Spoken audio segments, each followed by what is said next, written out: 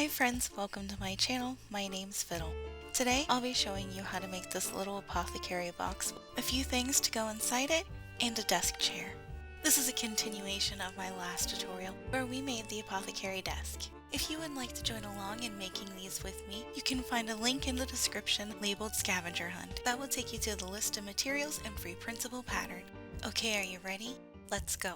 We're going to start by cutting out our pattern pieces. If you downloaded the pattern for the desk, then you already have the little box and chair. We just need to cut them out.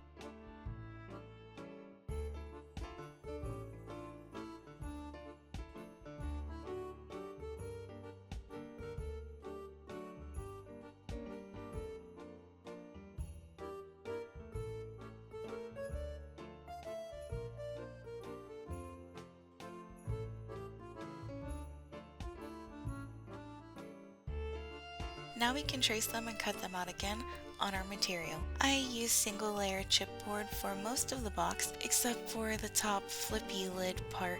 I used chipboard and a piece of wood for that.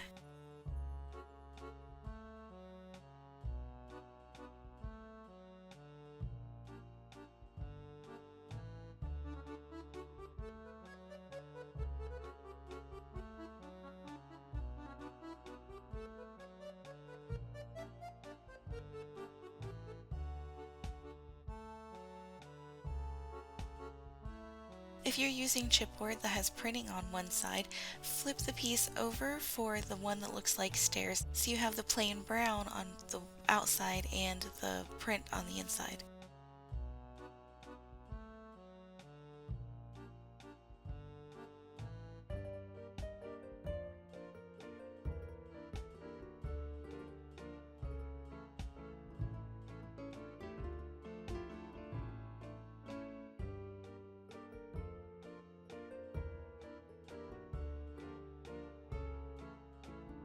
Before we start gluing things together, we need to make a crease on the underneath side of the lid where the tabs are. This makes a hinge, and the reason for doing it on the underneath side is because if we had done it on the other side, then they would want to fold the other way.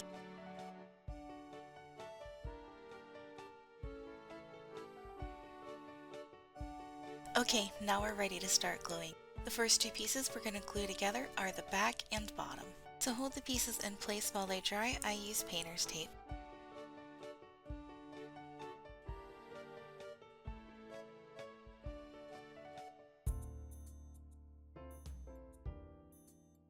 Next are the side walls.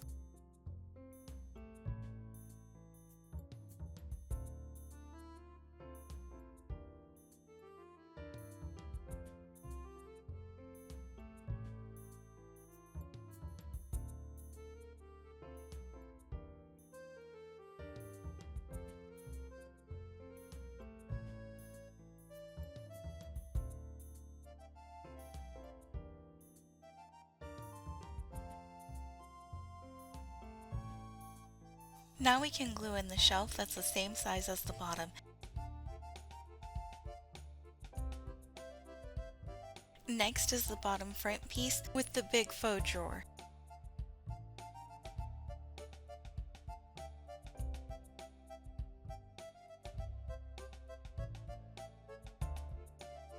Now we can glue on the middle front piece that has the 3 fake drawers. I couldn't fit 3 of them on mine, so I ended up with just 2. It seems so strange making false drawers, but the box is so small I decided it was better than trying to make real ones.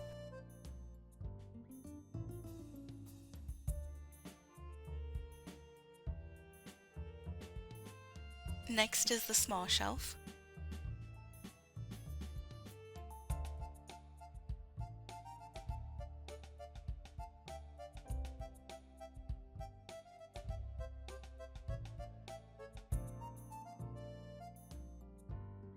Then the third front piece. This one won't have any drawer faces on it at all because it opens from the top flappy part.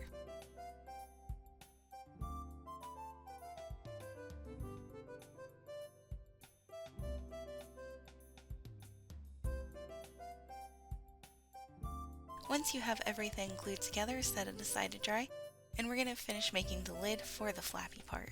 I put the double-sided tape on the wrong side, but put double-sided tape on the colored side of the chipboard lid.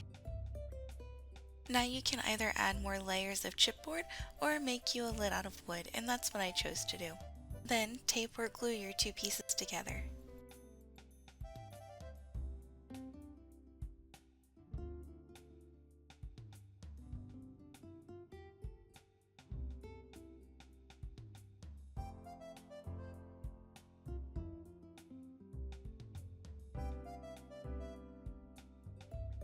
And finally add glue to the tabs and attach it to the rest of the box.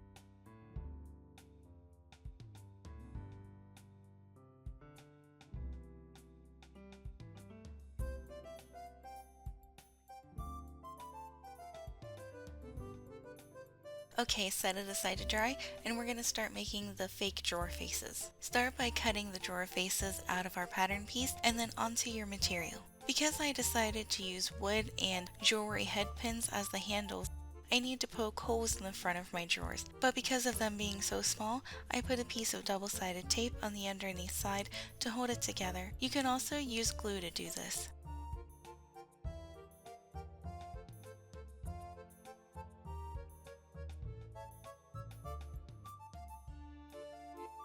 Once I had my holes poked, I peeled off the double-sided tape and poked my jewelry head pins through the holes, leaving them sticking out just far enough to look like candles. Then I added a dot of resin on the back side and cured it completely.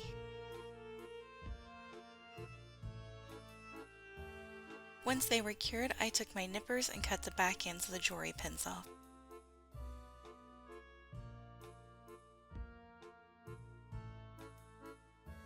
Then I used a nail file to sand the back of them down.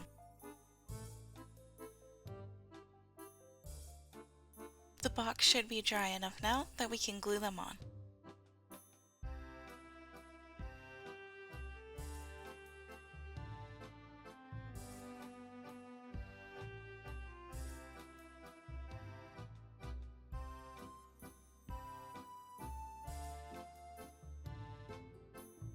Once everything has completely dried, we can move on to painting. Because I wanted the box to match the desk, I went with a standard brown.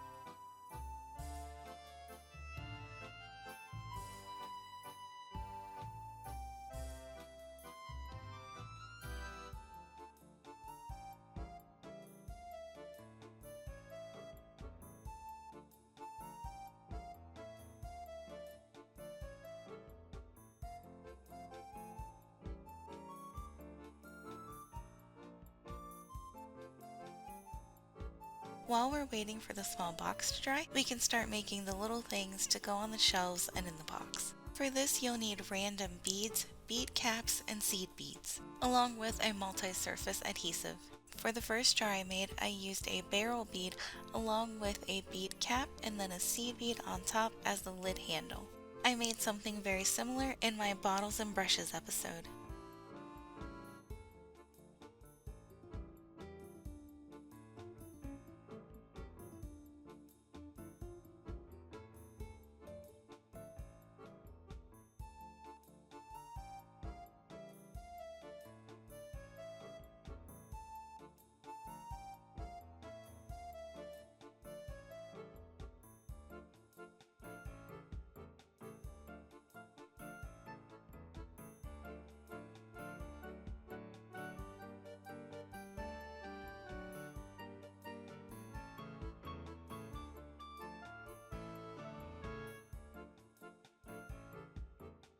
To make another type of jar, I took a long square bead and added a seed bead on top.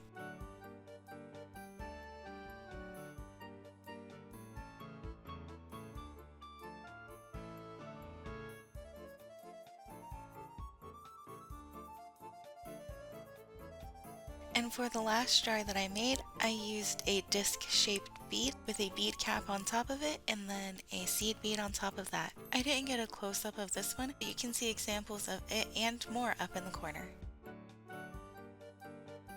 Once you have all the jars you want made, set them aside so they can dry.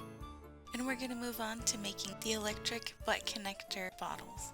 Oh wait, that's not right either. It's the audio electric butt connector bottles. That's what it is.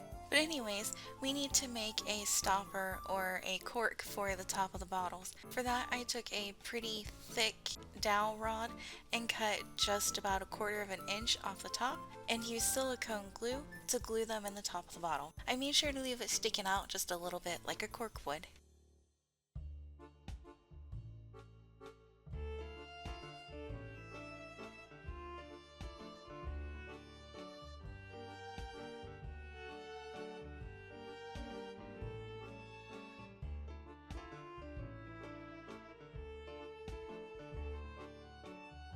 Then I mixed some silicone and paint and filled it from the bottom end.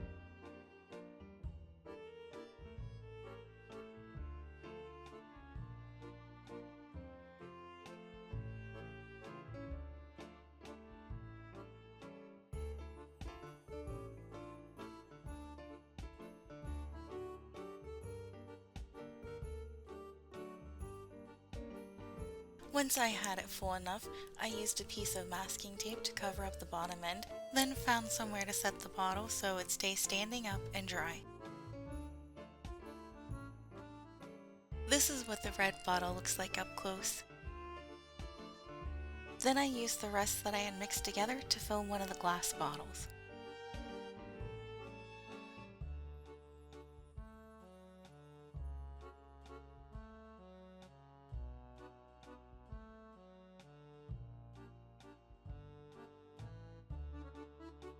While we're waiting for our bottles to dry, we need to fix the shelves because they're just not wide enough to hold the bottles in place. To fix this problem, I cut the tongs off of brads, bent them just a little bit, and then glued them to the shelves that I wanted them on. And although this did work, they are held in place and they are staying there. I just don't think it's the right solution. There is always the possibility of someone not knowing, pulling this open and the brad pieces just coming off because it's only held there with E6000. If you used a thin strip of cloth and a wood glue or even a tacky glue, that would probably be better. But either way, I really like how it came out. And we're going to make one more little thing before we move on to making the chair. I borrowed one of Miss Frankie's feathers and turned it into an ink quill. She won't mind at all. It was actually from a toy she was scared of. I trimmed the feather down until it looked about like the size of a 1/12 quill.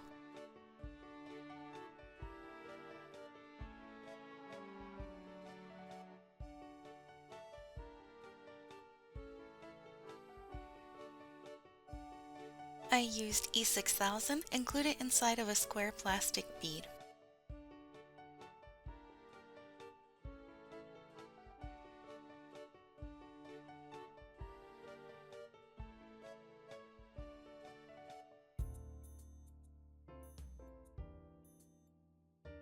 Okay, now let's move on to the chair.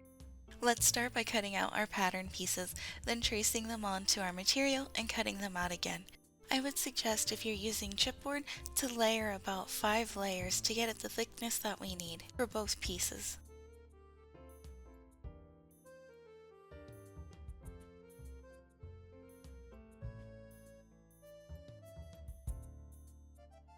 Now that we have all of our layers together, we need to drill holes in the armrest that are about the same width or the same size round as a toothpick.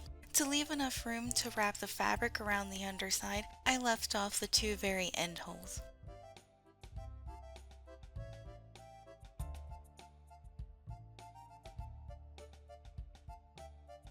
Now that our holes are drilled, we need to cut our piece of foam that we're going to be putting over top of it. I didn't use this foam for the seat cushion like I thought I would, so we just need it for the back piece.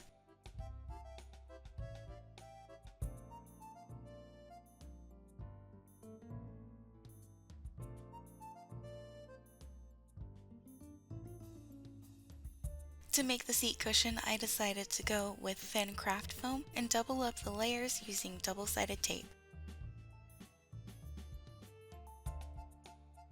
I also added a layer of double-sided tape on both the top and bottom, so that way it made it easier to wrap the fabric around the cushion, and it's less of a mess than glue would be. I really wanted to make this a dimple cushion seat, but my attempt up there towards the top of the screen did not work out so well. It just didn't look right. But if you have the abilities to do that, I did leave the spots where you need to poke the needle through on the chair pattern.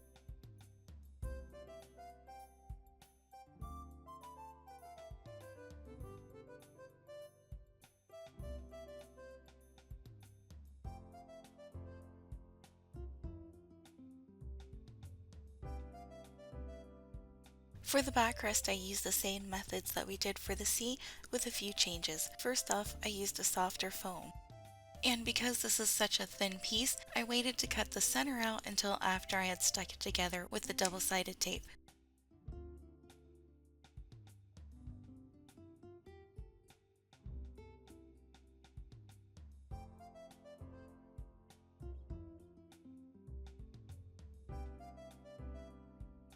The other thing that I had to do differently, because the underneath side is supposed to have the toothpicks going to it, we can't exactly cover those holes.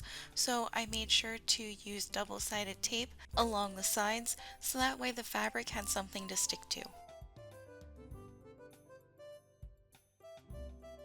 To get the fabric to wrap correctly was a little bit of a challenge. For starters, I couldn't remove all of the tape at the same time because I didn't want the fabric to start sticking in other places. But it was best to start on the outside rim and get it all stuck there and then pull the fabric down into the center to wrap it around the top.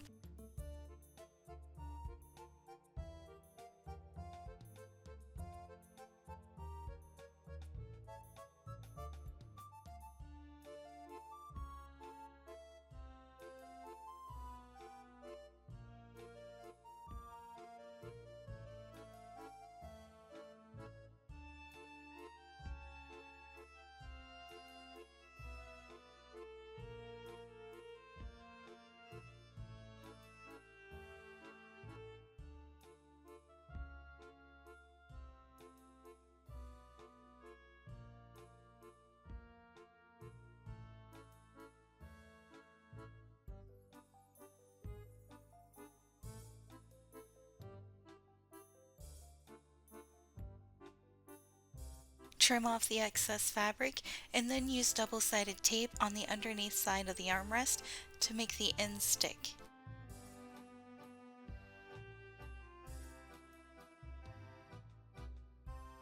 To make the legs of the chair, I just decided where I thought was long enough and cut 4 pieces of chopstick. But unfortunately I cut them too short and my chair didn't look right sitting in front of the desk, so I had to figure out a solution, and we'll get to that later. Because I didn't end up using the double stacked cushions like I wanted to, I needed to come up with a way to make the bottom of the chair look thicker, so I cut a long strip of chipboard and glued it around the bottom rim of the chair. It was round about a half an inch to a quarter of an inch wide.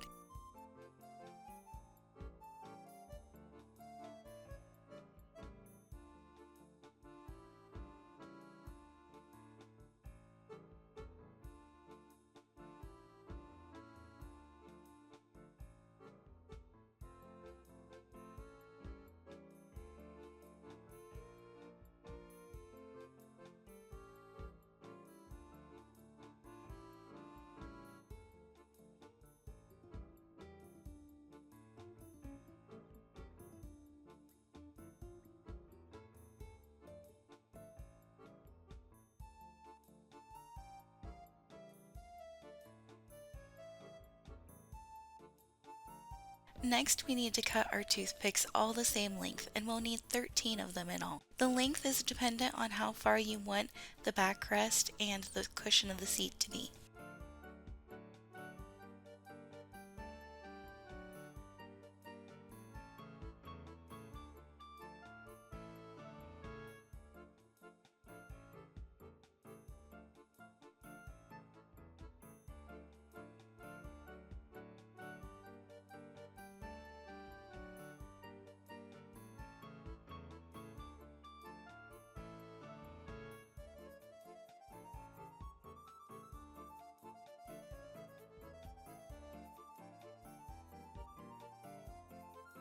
Once we have all of our toothpicks cut, We can glue them into the other horseshoe-shaped piece.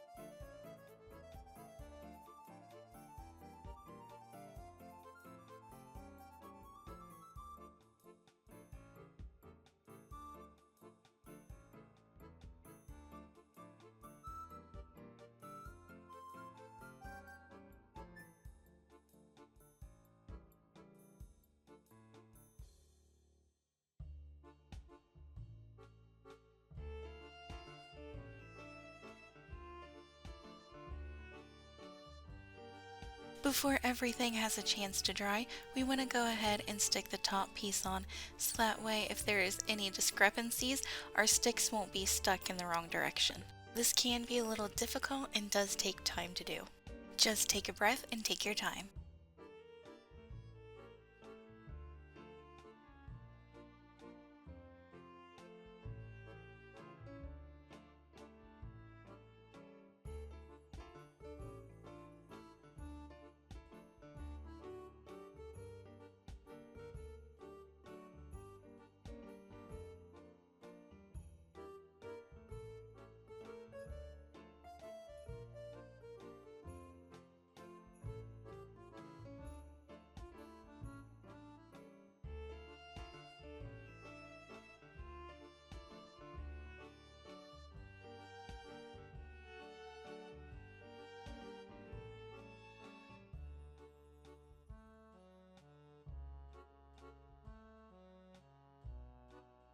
Now we're ready to glue the back onto the cushion.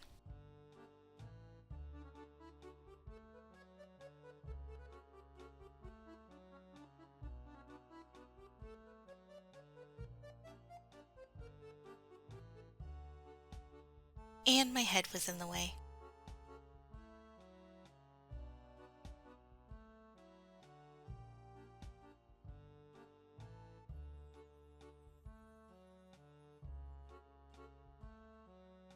Next is the chopstick legs.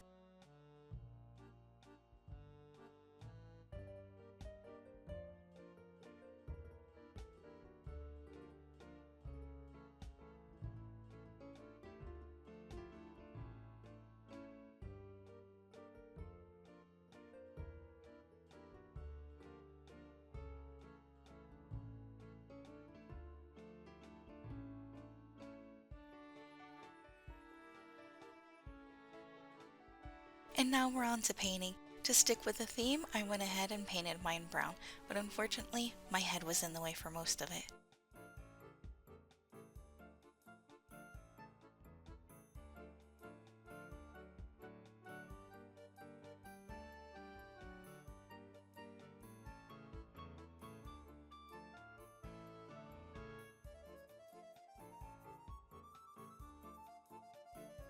And the last thing to do was make my chair a little bit taller and give it some wheels since it is a doctor's chair. To do this, I used the wood beads that I usually use for furniture feet with a bead cap and a round metal bead as the wheelie part. I think it's definitely an improvement and brings the chair up to where it needs to be.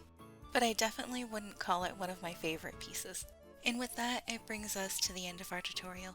I hope this gives you ideas for your next project, or you join along in making one with me. If you're new, welcome, I'm glad you're here. If you haven't already, don't forget to like, share, subscribe, and comment, as it all really helps me out a lot. As for our next project, I'm not sure. It could be a patient chair or a crash cart. Thank you, Ginger, and I'll see you next time.